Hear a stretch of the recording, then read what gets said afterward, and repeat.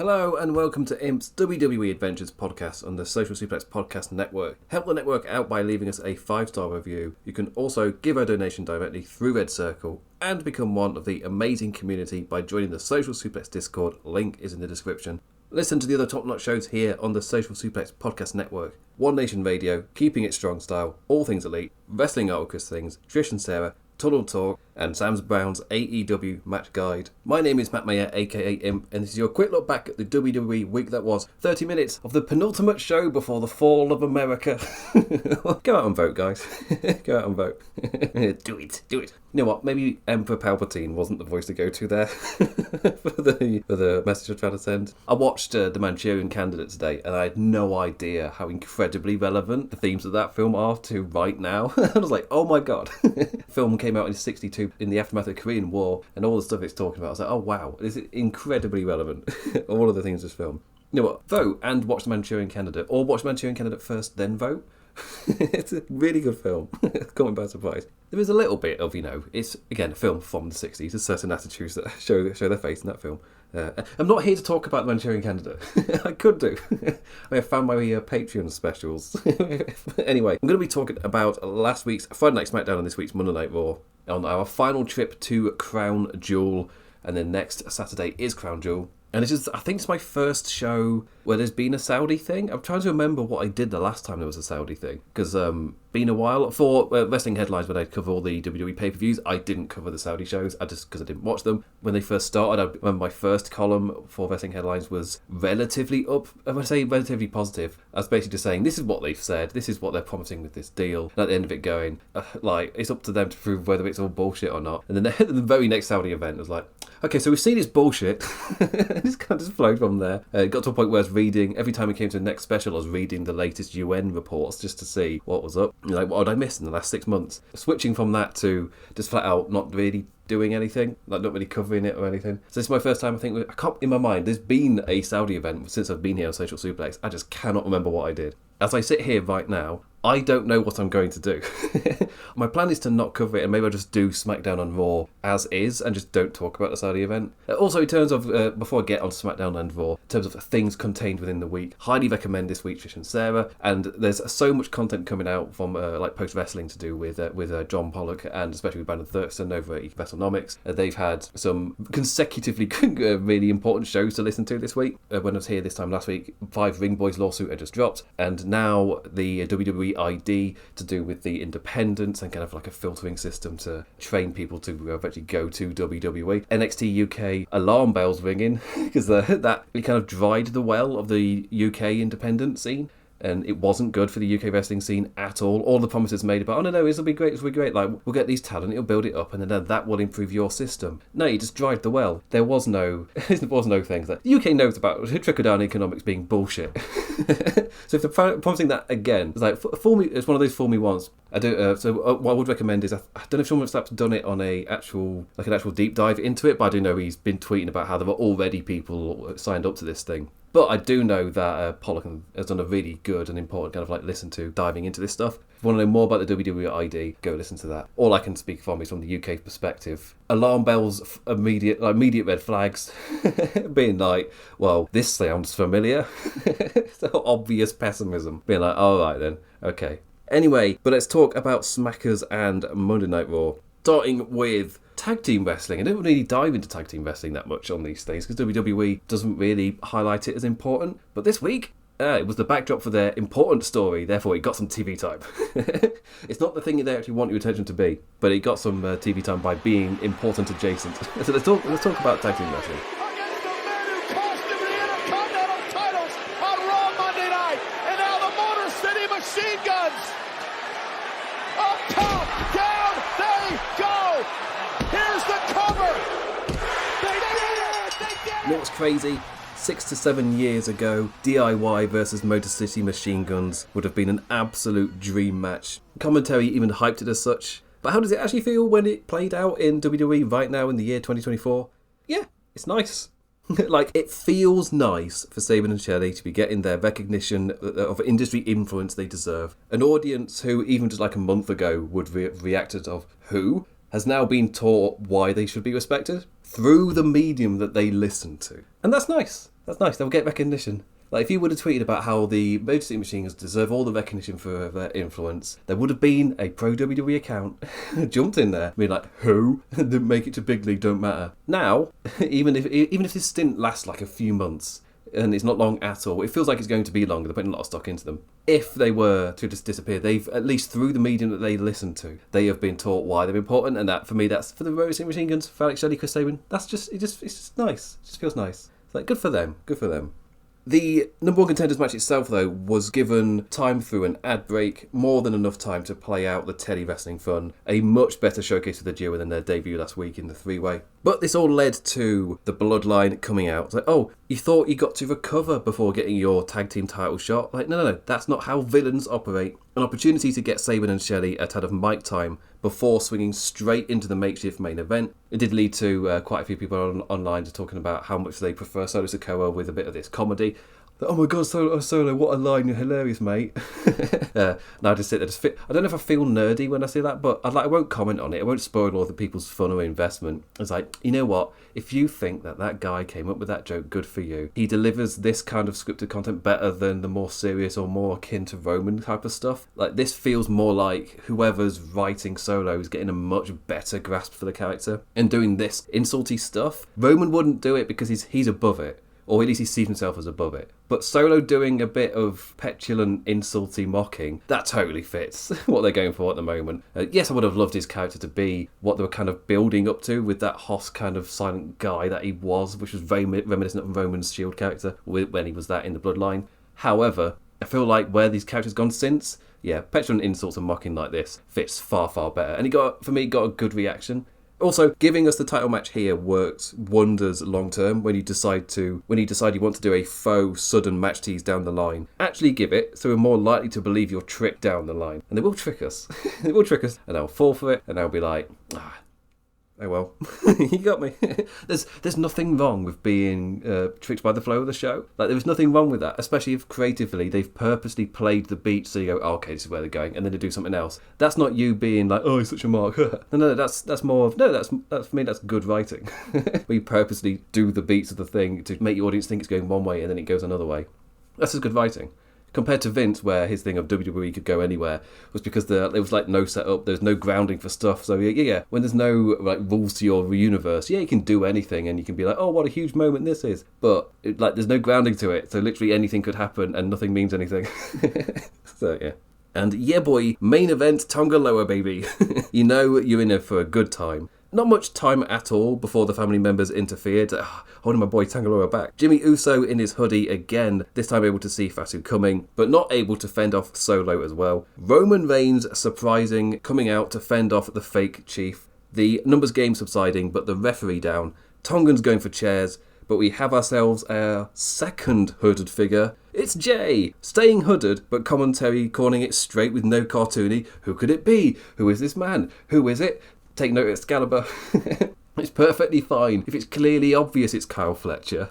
I feel like you're allowed to go, okay, it's Kyle Fletcher. I don't know if Tony Khan's in their ear just being like, just keep saying that it's like, who is it, until he takes his hood off. And I'm like, but if it's blatant to your audience, they'll feel treated dumb if the commentary's being like, but who is it, when they can see it so clearly. Like, just do what you did here. When it's so clearly Jey Uso, just have the commentary be excited to match the crowd's atmosphere and reaction. I think that's my main thing. The commentary are, yes, they're telling the story and explaining things, but they kind of need to match the energy of the crowd to somewhat be like a crowd translator for those at home as well. Not just translating the action, they're translating the atmosphere in the crowd and everything. When Jay slides in and everybody in the crowd's like, oh my god, Jay, the commentary should also be like that. The commentary should do that too. They shouldn't try and be keeping up the facade of, but who could it be? It could be anybody, as he's super kicking, doing all of Jay's moves. It's like, oh, it's Jay. Jay running main event riot, setting the Machine Guns up to win the Tag Team Championships on their second night. The closing shot with Jimmy and Jay aligned once again, but Roman out on the stage, not being given that same love. Such a great note. Reigns now has the love of the WWE fans, but it's the recognition from within his family he's having to fight for. Complete inverse of the Tribal Chief character beforehand. But also, I was talking about when I introduced the segment, the Tag Team Championship's gone over to the Motor City Machine Guns on the second night. Feels like a huge deal. You could be like, oh, it's a huge push. But it more felt like they got this main event angle of them becoming champions because they weren't the main event angle. They were next to it. They happened to be next to the main event angle, which was to do with the Bloodline losing their titles. I don't think this does a lot for momentum for Motor City Machine Guns, purely because I feel like next week they're going to have to get the ignition going again to do something to try to get us invested. This was a really good week for that. It was a way better presentation for them this week than it was last week. They kind of just got lost in the flow of their match. It was nice to see them. I feel like that's my main thing. I'm not excited seeing them at the moment. It just feels nice. And maybe that is just like the excitement of them arriving, and eventually that all will die off and I'll get used to whatever their characters become in WWE. But at the moment it just feels nice, and it didn't really break through that here. It just felt like it was a much better presentation to people who don't really know them, that they got a much better flow for what they're like in the ring and what their style is. A singles match with DIY felt way, way better as a way to introduce them to new fans. But they weren't the focus, because Jey Uso's the focus, Roman Reigns is the focus. Them lifting up the titles like they got their second, but them holding the titles isn't the closing shot. For me, it's like, this isn't like a main event push for the Motor City Machine Guns as soon as they arrive. It feels more like, tangentially, there's a Bloodline story playing out. Now that they're champions, they won't be main event again. And the Bloodline and the main event angle. But yeah, I did really like what it did for the Roman Reigns character. Just an inverse of who he was fighting against and what he's kind of fighting for through the Tribal Chief original rise and character and title run. The damage that Tribal Chief run has done to his family isn't just something that can be immediately repaired. It's going to take time, as it should. Play this out to Survivor Series. Even for me, I don't think I want Jey to have forgiven him before Survivor Series. I'd probably use Survivor Series as part of that angle.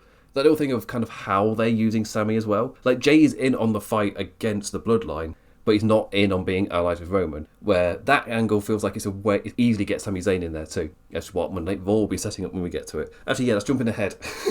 So yeah, I'm a fan of what it did for Roman, getting the tag titles off of my boy Tonga Loa. Oh, keeping him down.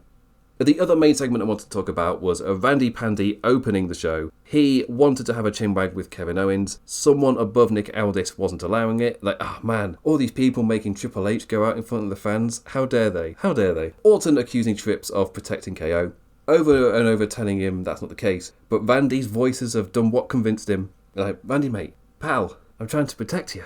Trips' own chinwag with KO concerned him, saying that when he talked to KO, that he felt like in his mind, Cody and Randy turned on him. This isn't the same Kevin Owens. There's something different in his eyes. Orton appealed to the wrestler in him, gave in with the crowd chanting for it, giving the match for Crown Jewel, but a lovely little setup making it very clear that Trips believed this is going to end badly. I like where this has gone, where Kevin Owens has been cutting these promos from his car with his iPhone and things, just feeling very, very different from anything else. Been playing out on social media, so it just the big angles in it, so it just feels entirely different from anything else on the show. For me, for kind of bubbling a heel character, that's absolutely fine. Just parlaying to the audience like certain little characteristics before we properly see him again. And Triple H did that to an absolute T here. Him coming out here was just, without seeing Kevin Owens, just informed the audience of what the guy's going to be like. And it sets up really well for us to see him in Saudi Arabia. For him doing that match with Randy Orton and just seeing what this new KO is actually like. But that does immediately take me into the other notes. Andrade vs Carmelo Hayes Game 7 ended in LA Knight special guest referee throwout. Nobody wins! How very WWE of you. Finding a way to get both lads into a United States Championship match at the sacrifice of their now hyped series having no winner. Knight announced himself the Game 7 winner, but Nick Aldis was like, I don't know about that, Jeff. Triple threat at Crown Jewel all set up. Like, in AEW that'd be an issue, but in WWE it's just kind of part of the course. So it's like no big deal, whatever. It's been on my other notes every week for a reason. It's been like, yeah, cool. Candice LeRae faced Naomi as she replaced Stratton in Champion Jax's Trust following last week's win, repeating the same flow, showing it to work for a second week in a row with Inti interrupting to shove into the ring post, only for Bayley to run out and break that all up. And finally, Cody and Gunter, they did their absolute best to try and make me care about the Blood Money Championship. Making a big deal out of a champion versus champion match is grand. It's just got that KSA bubble stank all over it. In that, I have no faith it will mean anything after Saturday. Did I enjoy Gunter cutting off Cody's woe? Yes. that was nice. That was a nice moment. Socket codes. Oh, I can't say shit like that on the same network as Floyd. It's alright, just nobody tell him. It's okay. Yeah, 2 weeks ago, I've talked all about how this kind of championship were difficult to get invested just because in that Vince era where it was the Saudi government kind of dictating what they wanted to be on the shows, they just had their own bubbles. And there was a massive improvement when those shows stopped being that and then started to feed into the actual flows and stories of the show. So it felt more like a pay-per-view special, which then fed into what was going around it. And you saw a massive increase in quality for these shows. They were back to ordained stuff, being like, no, we get the biggest, most specialist thing. But you're not going to be carrying that around for the rest of the year, so there's none of the selling of its importance afterwards. It's just a thing that happens and is forgotten about, so its importance is never sold. So yeah, they put in the effort. They've had the people coming out with the white gloves carrying the special box every week. They do it at the start of the shows, like the first thing you see is you walking into the arena every time, which I feel like is smart, rather than partway through the show, they show it being carried around backstage or something. Because I feel like when I see that, immediately it gives the space for the audience to go, oh, okay. You put it at the beginning, they're already doing their cheer, being like, yay, the show's starting. It doesn't have that same space to get the boo reaction as it would do if you did it late in the show. So I think it's smart to start with it. Is it getting me invested? No. Because I still have no faith it will mean anything. It's like, for me, it gets the same it gets that same response. Just being like, I still don't feel any inclination to care for this. However, I will admit, where it's structure-wise, where it's put in the show, this is a far better place to put it, like at the start. Anyway, but yes, for next SmackDown, absolutely fine build. Nothing crazy, but some really nice notes. And Machine Guns winning, I guess, was a surprise, but it was set up on like Raw. Well, actually, Jey Uso talks about that when we get into his promo that he started off Raw with. So maybe we just jump over to that. Maybe we jump over to Jey Uso. We jump over to Hershey, Pennsylvania. Politically, a really interesting place for Raw to happen to be from, given how high their Puerto Rican population is. Like, I was like, oh, out of all places that they are, that's an interesting one for them to be. Monday Night Raw was live from the Giant Centre. Looks normal size to me. Let's jump on over. I got to do my shit joke. Let's jump on over. Jey Uso entered through the crowd with big energy, getting Hershey to their feet, like nothing like a bit of exercise to wake the class up a bit. You all look a bit sleepy today, so get to shake your hands. All that stuff. They cost me my Intercontinental title. I went to SmackDown and cost them their Tag Team Championship, selling us on why he's getting invested in the Bloodline feud once again, but also painting him as not realigned with Roman Reigns fully. You're like, yay, we're all baby faces now. Bringing out Jimmy Uso, who thanks his brother for what he did on Smackers. Jay's response, a nice little recap of everything he's been doing since WrestleMania, becoming a single star since Jimmy's been out. There's no one in the WWE or audience asking which Uso's that anymore. Getting on the same page but making that promise that they can't go back to being some side piece yes men. Cue the Bloodline attack. Solo and friends all there to party 3-on-2 as Sikoa shouted orders from ringside. The Usos fought the lads off so he gets that showing of just how strong the brothers are when united and together, which sets us up nicely for Sami Zayn's involvement to tease and kind of play out a little bit on the show. First, talking to Jay backstage, unable to understand why Jay would get involved and go back into any form of bloodline drama at all. A nice setup for Sami, with Jay telling him, of course you don't, you're not family. There's a line hitting really hard, but a really good setup for where Sami's character can go next. Because being accepted by the bloodline was so huge for him. And then gaining that confidence through Kevin Owens to be like, no, I can be something. And seeing him play out and him become IC champion too. Just the whole character has been really, really strong stuff for Sami. Leading to Jay somewhat vouching for the Canadian later on to Jimmy. That little story of Zayn getting suckered back in unwantingly starting to play out. There's our fourth man for the Survivor Series. For War Games, there's our fourth man. Speaking of war, that takes me into Seth Rollins and Bronson Reed. I don't really have much more to say for the Uso Sami Zayn segment. Like, it's nice, it's setting it up, it's okay, it's alright. Sometimes, that's the thing with the Triple H kind of era with this stuff. Sometimes you'll go through a segment like this and be like, yeah, it's decent stuff, like, you're setting it up nicely. Got nothing else to say. Like, it was, yeah, set it up nice, set it up alright. His NXTs were like this as well, where it would be perfectly fine, really, just to tune out for a few weeks, and then when you come back, like, you'd enjoy yourself if you watch the shows, but they weren't super important to see every single week. And it's the same case with Raw here, where it's not like it was under Vince, where watching the shows actually hurt your investment, so the best way to watch it was to not watch it. This is more like you can tune in at your leisure in between the shows, and you will get more if you've watched every one of them. That said, it's not necessary. Like, it's alright. Like, it's perfectly okay to not watch them all. But I have been enjoying Seth Rollins and Bronson Reed, especially just Bronson Reed just every week at the moment, with the fun backstage brawls continuing. They've been giving Reed different shit to do each time, really putting that creative wheel behind him and making sure his segments have that feeling of seeing something new. Seth with a kind of generic promo, but the segment really woke up when Reed appeared on the screen from the parking lot. Calling Sethy Boot on out, and we followed the man single shot all the way from the stage to the cars. That really helps it just feel less produced. The fact that there weren't multiple cameras already set up to fast cut between. Like, is this off the cuff, or have you set up a whole camera thing to be playing out here? Like, it's just one camera that was in the arena at the beginning of the segment. So they didn't have a camera out there, anything out there prepared. For me, that makes it really easy to forgive. The multiple lights you can see reflecting off the trucks. So, like, the whole area is properly lit. There's, like, little things where you kind of... your investment isn't broken, even though if you think about it for a second, it doesn't make sense. Like, they go out into the parking lot, it's properly lit. The truck that they fight in has got all of its lights on. It's properly lit inside so brightly, like properly professional production. They crash out and go over those cloth of black tables and it's all properly lit and everything. And yeah, you can see the bright white lights reflecting off the truck. But, you know, because of the way that it played out with us starting in the arena, then going through backstage and then onto the outside. Well, actually, no, let me rephrase that. Because it starts with Bronson Reed on the Titantron, there's a reason for it all to be lit and there. But then there is no reason for the truck inside to be lit. But you never think about that.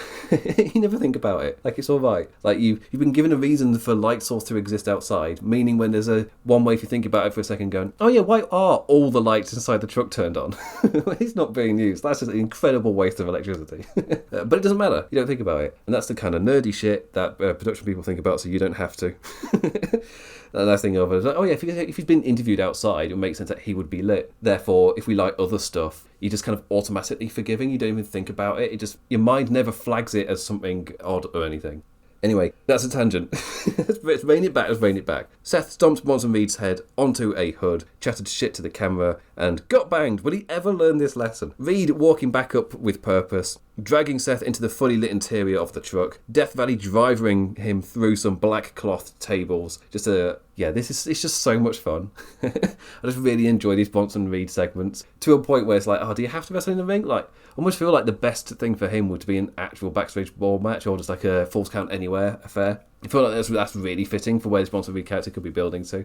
I just want to see him to be a big brawly all over the place because they're just fun, they're exciting. Like when Darby Allin comes out on pay-per-view and you just know that you're in for like a fun... if he comes out in a tag team match, you know you're going to be in for like a fun 10-15 minutes just brawling around the arena, jumping through tables off all sorts of shit. Like, it's just going to be fun. You're going to be in for like chaos. The whole crowd's going to be woken up. I feel like Bronson Reed could have that same effect on a WWE crowd. Yeah. I mean, WWE shows don't really need it because their pay-per-views are much shorter with constant breaks in between.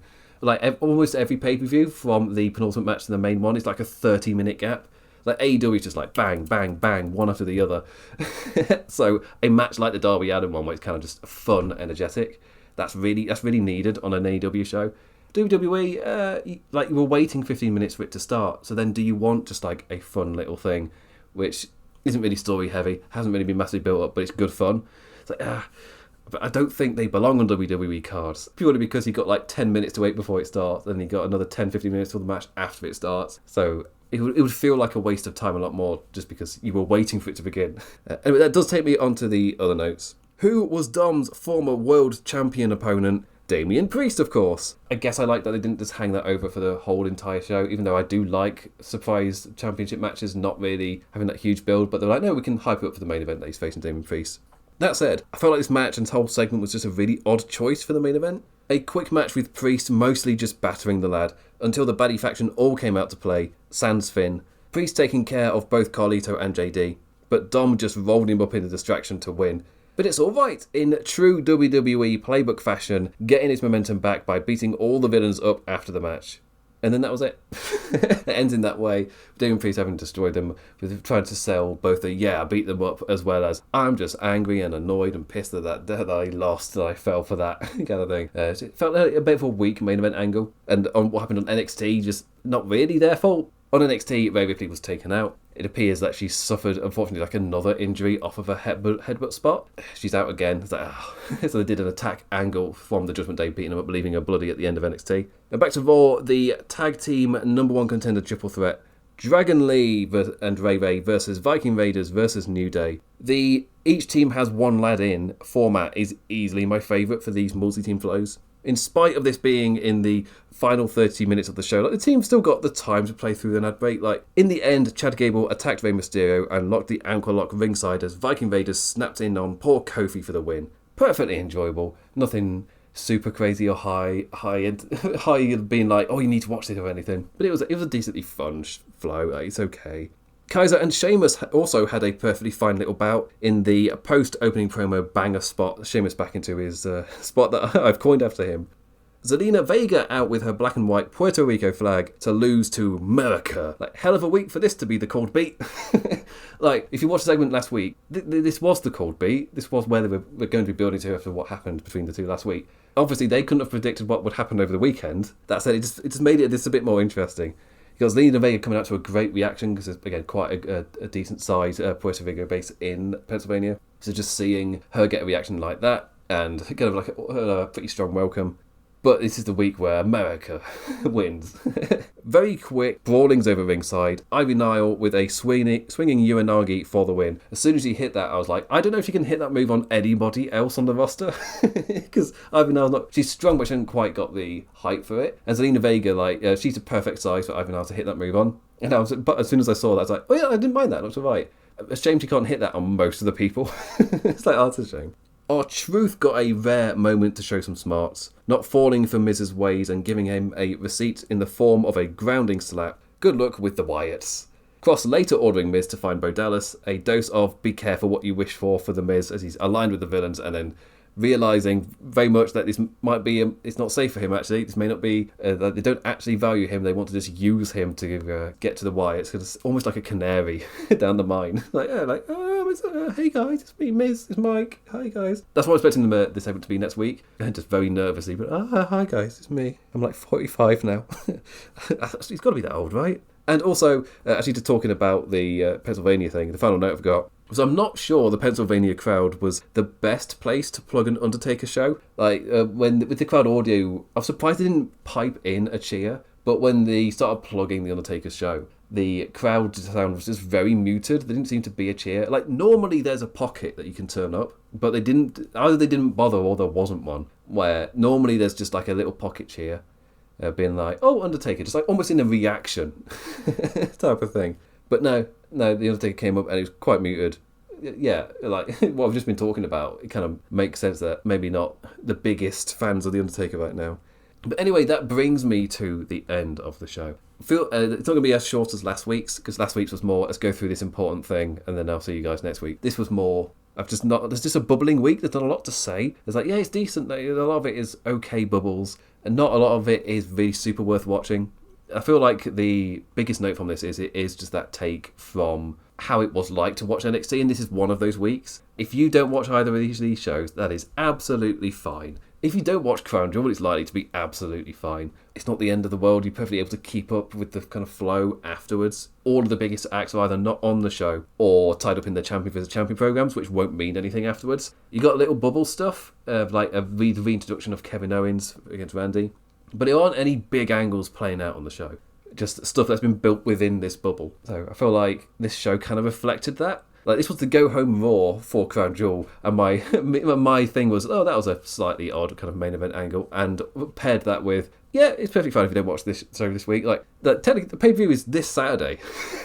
It's technically a go home show. It's just it's the go home show for the Red Band, and that was my feeling. It somewhat aids my question of, am I going to watch Crown Jewel at all? I feel like they've built it enough for it to be perfectly fine to skip. That's my absolute feeling. Pull a CM Punk and be I've hurt my knee, I can't go. I happen to have been in this, really, to have timed it absolutely perfectly for the future end, so I don't have to do Crown Jewel. It's a shame. Such a shame. Sorry, Jeremy. The daddy of Social Suplex. I'm just not going to be able to cover the show. It's I've got a Arcane comes out next week on Netflix, season 2. So I've got to rewatch season 1. You know what I mean? Yeah. You know what I mean? It's been a while. It's a good show. It's quite memorable. It's just been, I don't need to remember all the beats. I need to remember it properly. Yeah. Episode 3 is good. Episode 3 is good. Anyway, with that said, I say thank you for listening, liking, engaging in any form, any manner. Always appreciated, never taken for granted. I didn't plug the merch. God damn it. Let's plug the merch now. I've always said I don't like ending the show plugging the merch. I want to plug it at the start when I've got your attention. Before the flow of just talking about all the wrestling stuff has come in. Yes, please do go on over to chopped-tees.com to get all the Social Suplex merch. Be it from Trish and Sarah's Mine, because that's the latest show I listen to from my network. But Trish and Sarah, Tunnel Talk, Rich and James for One Nation Radio, Keeping It Strong Style, Chris Things, obviously his art that his does on the t-shirt. Sam Brown as well, with his amazing shirt where it's designed like a tour, which is awesome, with all the matches on the back. Really love that one. And obviously my stuff with all my logos on it, and the Social Suplex with their main designs too. Big shout out to Dickie for all the work he's on there. And with that, I say follow me at Blue Sky. I'm on there. I've put the link, the stuff in the details for this now, so I've got all my Blue Sky details there. Whether it's on on my personal feed, there is a personal feed for this podcast now as well. I need to share that. But there is a personal Imps Adventure feed, and there is also on the main Social Suplex feed as well. All that detail is in there for both my Blue Sky contacts and Social Suplexes. If you want to, leave the musk. Hey, who knows what's going to happen in the next month? Or what wildly is going to be different in terms of that landscape? So yeah, because I can't remember what day America votes on. Again, go out and vote, guys. Proof I've got so little to talk about this week. I've talked about the Manchurian Candidate. I did a whole bit on Arcane. I've talked about politics a bit. I feel like I've drip fed in political stuff just because I've just got nothing. A really nothing week. I guess my main thing would be as well, just with all the other serious stories coming out around WWE. Trish and Sarah for me is an absolute must listen at the moment, as well as now and then just checking in on what John Pollock's been putting out on Post Wrestling. Anyway, so with that, I'm totally done. I've already done the outro, then I've done a little bit, so I'm all over the place. But anyway, with that, I say thank you, and I bid you adieu. Adios.